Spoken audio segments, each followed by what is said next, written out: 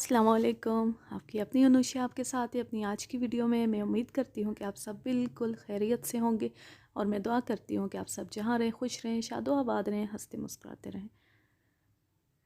तो आज एक दफ़ा फिर रिटायर्ड डीएसपी मलिक सफ्तर हयात के मुख्तलिफ़ कत्ल केसेस की रुदाद में से एक रुदाद में लेकर आई हूँ। इसका नाम है झूठी गैरत। दो ख़ानदानों का अहवाल वो झूठी गैरत के नाम पर बर्बाद हो गए। ये इस स्टोरी का छोटा सा तारुफ है, तो कहानी शुरू करते हैं। उस ज़माने में शादी हॉल और ब्यूटी पार्लर नहीं थे। लड़की को घर में दुल्हन बनाया जाता था और जल्दी रुखसत कर दिया जाता था। आजकल मेहमानों को शादी हॉल में और दुल्हन को ब्यूटी पार्लर भेज दिया जाता है। मेहमान जब दुनिया भर की सियासत पर झक मारकर एक दूसरे से नज़रें चुराने लगते हैं, तब कहीं दुल्हन की आमद का गलगला बुलंद होता है। कार्ड पर वक्ते तो आम 8:30 या 9 बजे लिखा होता है, लेकिन खाना 11 बजे दिया जाता है। और बहुत सी तकरीबात में भी वक्त के साथ ऐसा ही मजाक किया जाता है। ये हमारा इज्तिमाई किरदार बन चुका है। अगर हम 11 बजे खाना देना चाहें तो कार्ड पर 11 बजे का वक्त लिखते हुए क्यों घबराते हैं, और अगर 9 बजे का वक्त दिया है तो 9 बजे खाना क्यों नहीं देते। बहरहाल ये एक इज्तिमाई झूठ है जिसे हम बोलते हैं और तस्लीम भी करते हैं। जब हम एक बेमकसद झूठ से नहीं बच सकते तो बामकसद झूठ से कैसे बच सकते हैं। तमहीद कुछ लंबी हो गई। दरअसल आज जिस वारदात का हाल बयान करने का इरादा किया है वो एक शादी ही से शुरू हुई थी, इसलिए मौजूदा दौर की शादियों की एक बेकायदगी का जिक्र आ गया। वो सर्दियों के दिन थे। रात के 9 बजे एक कत्ल की इत्ला मिली। मैं चंद आदमी लेकर जाए वारदात पर पहुंच गया। बकुए पर पहुंचकर पता चला कि वारदात शादी वाले घर में हुई थी और दूल्हा को हुजला रूसी में कत्ल कर दिया गया। दुल्हा का बाप हलवाई था और खाता पीता आदमी था। उसका नाम गालिबन नवाबदीन था। उसने रोते हुए जवान बेटे के कत्ल के बारे में बताया और मुझे उस कमरे में ले गया जिसमें लाश पड़ी थी। मकान खासा कुशादा और मेहमानों की एक बड़ी तादाद वहाँ मौजूद थी। शादी का घर मातम कदा बना हुआ था। मकतूल का नाम ज़हूर इलाही मालूम हुआ। जब मैंने उसका चेहरा देखा तो उसे फ़ौरन पहचान लिया। वो थाने के रिकॉर्ड में नापसंदीदा आदमी था और उसकी आम शोहरत अच्छी नहीं थी। वो ज़हूर उर्फ जूरा बदमाश के नाम से मशहूर था। गो वो जराइम पेशा शख्स नहीं था, लेकिन मोहल्ले में दादागिरों वाला रौब दाब रखता था। शरीफों को तंग किया करता था और मामूली बात पर लड़कों की पिटाई कर देता था। ऐसी बातों की लोग अमूमन रपट दर्ज नहीं करवाते, क्योंकि इस किस्म के बदमाशों को पुलिस के निचले अमले की आशीर्वाद हासिल होती है।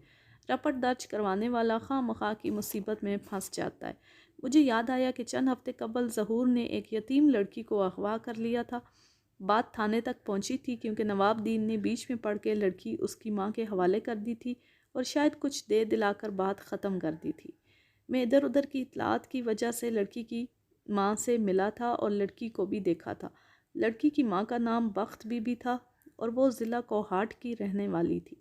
मेरी यकीन दहानी के बावजूद ज़हूर के ख़िलाफ़ रपट दर्ज करवाने पर तैयार नहीं हुई थी। उसकी बेटी का नाम रेशम जान था। वो सुर्ख़ सफ़ेद रंगत वाली नहायत हसीन लड़की थी और उसकी उम्र 17-18 बरस के लगभग थी। मकतूल को तेज़ धार आले से कत्ल किया गया था। उसके जिस्म पर ज़ख्मों के मुतअद्दिद निशानात थे और मसेरी खून से भरी हुई थी। वाज़े तौर पर कातिल ने उसे बिस्तर से उठने की मोहलत नहीं दी थी। मैंने लाश का मुआयना करने के बाद नज़र उठाई तो कमरे के कोने में कोई औरत बैठी दिखाई दी। उसने सुर्ख शाल ओढ़ रखी थी। ये वारदात किस तरह पेश आई? मैंने नवाबदीन से पूछा। क्या कोई झगड़ा हो गया था? कातिल की साथी वो बैठी है। उसने सुर्ख शाल वाली औरत की तरफ इशारा किया। हमने इसे बाहर नहीं जाने दिया। ये कौन है? मैंने लड़की की तरफ कदम बढ़ाया। ये डायन है, डायन, नवाबदीन ने कहा। अगर मैं घर की औरतों को ना रोकता तो इधर इसकी भी लाश पड़ी हुई मिलती। दरवाजे में चंद औरतें दुपट्टों और चादरों से मुंह छुपाए खड़ी थी। उनमें से एक औरत मस्कूरा लड़की को गालियां देने लगी, उस पर ज़हूर इलाही के कत्ल का इल्ज़ाम आयद करने लगी और उसकी बातों से अंदाज़ा हुआ कि वो मकतूल की माँ थी। सुर्ख शाल वाली लड़की ने सर घुमाकर मेरी तरफ देखा। मैं उसे देखकर हैरान रह गया। वो रेशम जान थी और दुल्हन बनी हुई थी। ये तो रेशम जान है, मैंने कहा, बख्त बीबी की बेटी। क्या तुम्हारे बेटे की शादी इसके साथ हुई थी? جی ہاں، آپ نے ٹھیک پہچانا ہے، نواب دین نے جواب دیا۔ اس کی ماں نے اسے زبردستی ہمارے سر مونڈ دیا تھا۔ آپ کو جھوٹ بولتے ہوئے شرم نہیں آتی؟ لڑکی نے نہایت بے خوفی سے کہا۔ میری ماں تو آپ کے گھر رشتہ دینے نہیں آئی تھی، آپ نے میری ماں کے سامنے جھولی پھیلائی تھی، کیونکہ آپ کا بیٹا میرے ساتھ شادی کرنے کے لیے مرا جا رہا تھا۔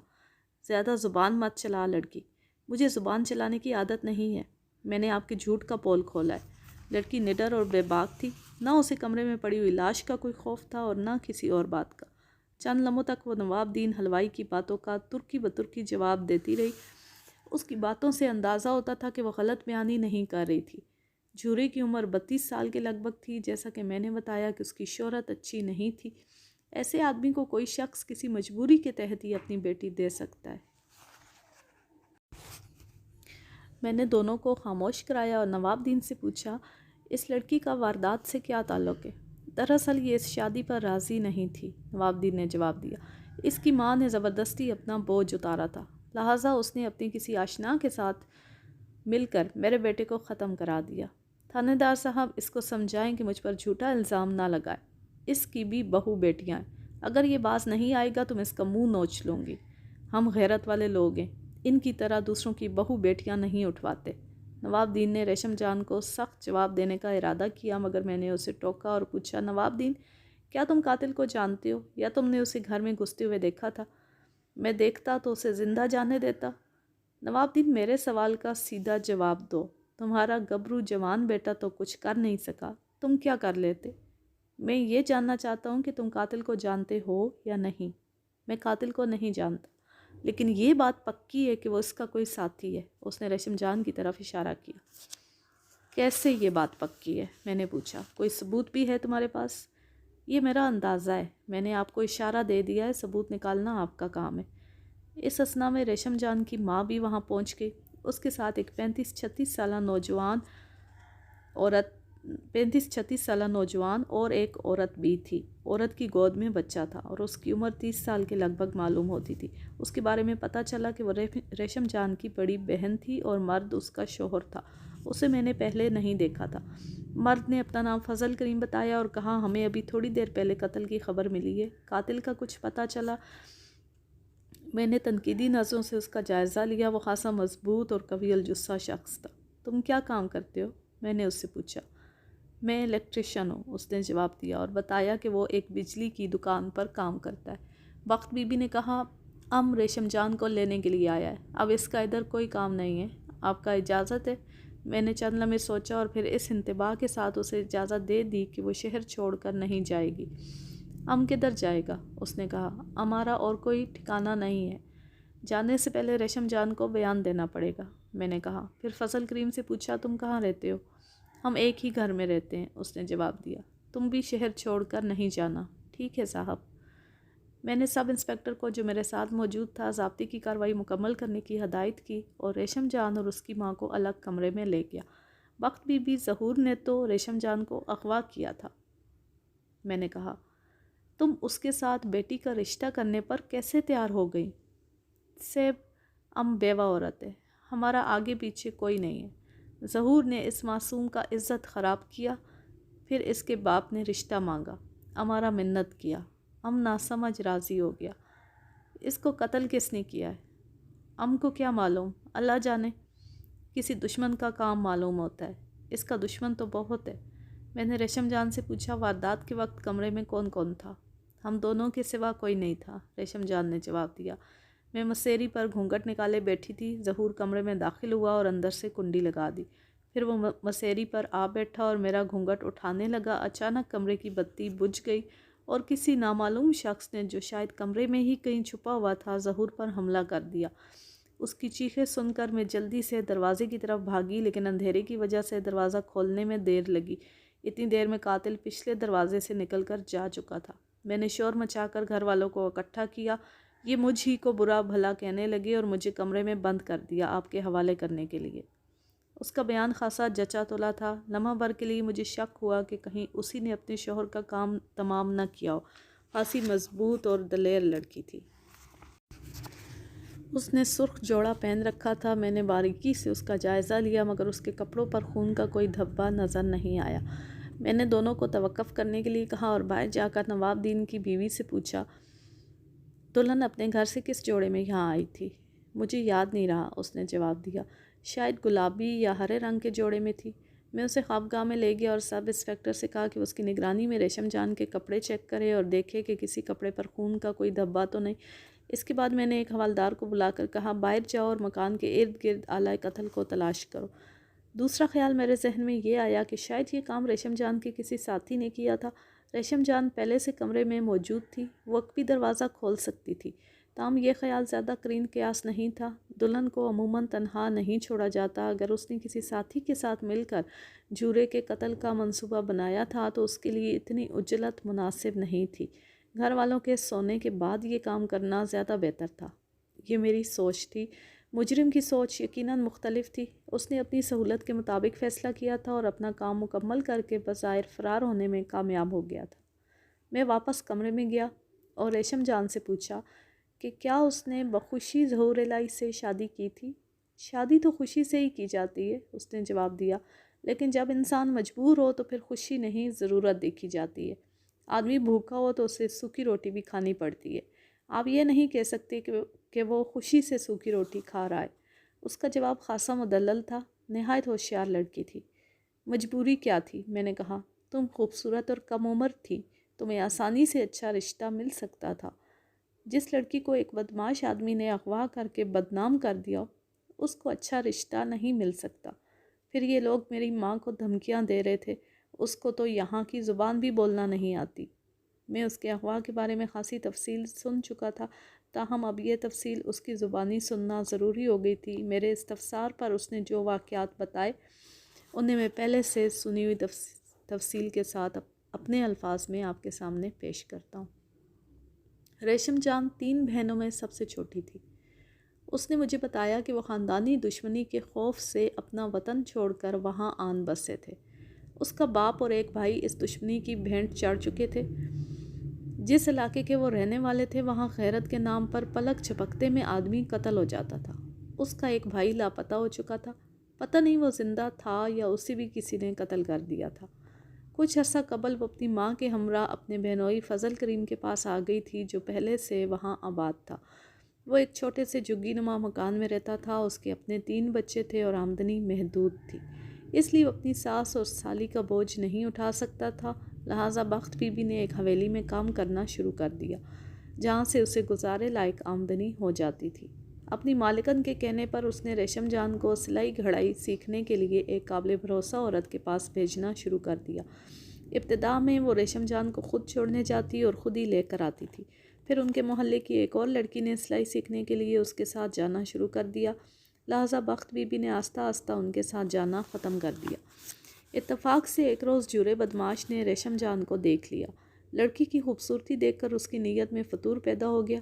ریشم جان کا رکھ رکھاؤ اور خوبصورتی دیکھ کر ابتدا میں وہ یہی سمجھا کہ وہ کسی بڑے گھر سے تعلق رکھتی ہوگی، لیکن جب اس نے ریشم جان کے بارے میں چھان بین کی تو اسے پتہ چلا کہ وہ جھگی میں رہتی ہے اور ایک بیوہ کی بیٹی ہے۔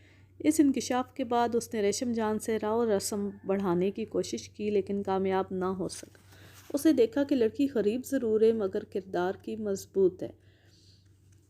ایک روز اس نے ایک سنسان گلی میں ریشم جان کی کلائی پکڑی اور بولا، شہزادی، کبھی ہماری طرف بھی ہنس کے دیکھ لیا کر، تیرے عشق نے ہمیں برباد کر دیا ہے۔ چھوڑ میرا ہاتھ، ریشم جان نے غصے سے کہا، نہیں تو شور مچا دوں گی۔ ریشم جان کے ساتھ جو لڑکی تھی اس کا نام نجمہ تھا، وہ گھبرا کر ادھر ادھر دیکھنے لگی۔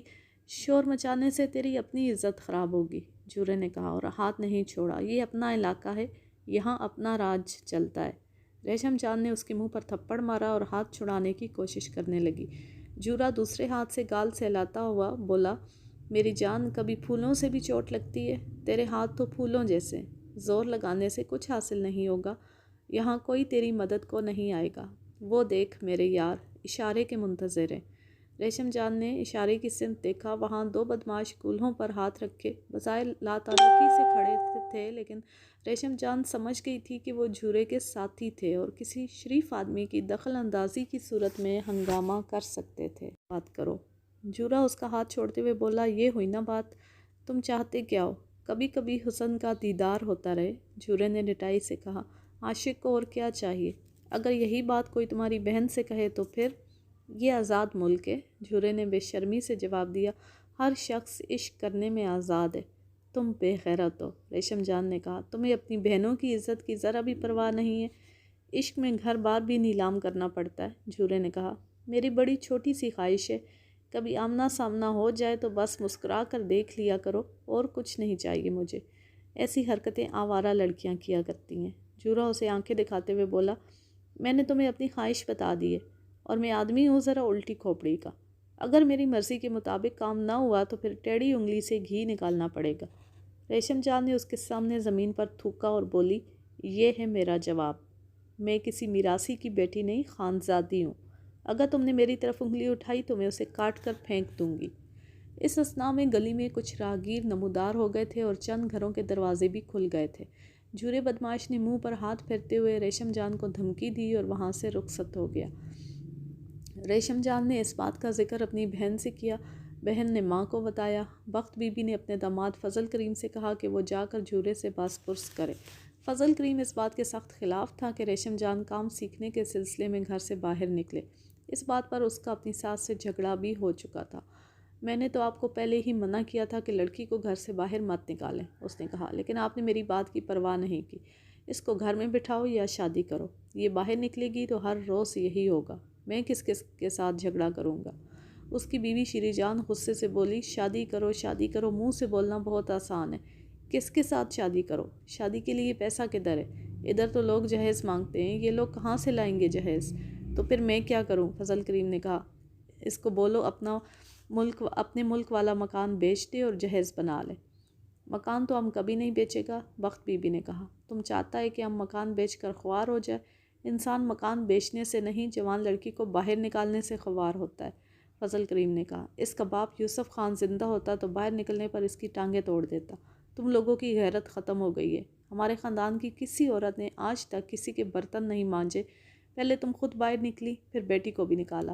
جب لوگ مجھ سے یہ پوچھتے ہیں تو شرم سے میری آنکھیں نیچی ہو جاتی ہیں۔ اوہ، ذرا اس کی بات تو سنو، شیری جان نے طنزیہ لہجے میں کہا۔ شرم سے اس کی آنکھیں نیچی ہو جاتی ہیں، اتنی غیرت ہے اس کے اندر۔ میرا بھائی وزیر گل ادھر ہوتا تو اس بدماش کو ابھی ختم کر دیتا۔ جب سے تمہاری ماں اس گھر میں آئی ہے میں بہت پریشان ہو گیا ہوں، فضل کریم نے کہا۔ یہ لوگ میری کوئی بات نہیں مانتے، میں کیوں ان کے جھگڑوں میں پھنسوں؟ میرے ساتھ وعدہ کرو کہ آج کے بعد ریشم جان گھر سے باہر نہیں جائے گی۔ میں ابھی جا کر اس بدماش کا دماغ ٹھکانے لگا دیتا ہوں۔ سب دنیا کی لڑکیاں باہر نکلتی ہیں، ریشم جان نے کہا، میں اکیلی تو نہیں نکلتی۔ صاف بولیں کہ آپ ہماری مدد نہیں کر سکتے۔ اچھا، تم کو بھی بولنا آ گیا، فضل کریم نے کہا۔ ہمارے خاندان میں تو لڑکیاں بڑوں کے سامنے اونچی آواز سے سانس بھی نہیں لیتی۔ جھگڑا لمبا ہو گیا۔ فضل کریم ریشم جان کو گھر میں پابند کرنا چاہتا تھا، لیکن بخت بی بی اس بات کے حق میں نہیں تھی۔ اس نے اپنے وطن میں اس قسم کی پابندیوں سے بڑے دکھ اٹھائے تھے، اب وہ اپنی بیٹی کو پابند نہیں کرنا چاہتی تھی، خصوصاً اس وجہ سے بھی کہ اس نئی جگہ کا ماحول ان کے ماحول سے بہت مختلف تھا۔ یہاں عورتیں آزادانہ باہر آتی جاتی تھیں۔ چند روز خیریت سے گزر گئے۔ جھورے بدماش کی دھمکی کی وجہ سے بخت بی بی نے ریشم جان کے ساتھ جانا شروع کر دیا۔ وہ خود اسے چھوڑ کر آتی اور خود واپس لے کر آتی۔ اس دوران جھورا خاموشی سے ایک طرف ہو گیا، لیکن وہ موقع کی طاق میں تھا۔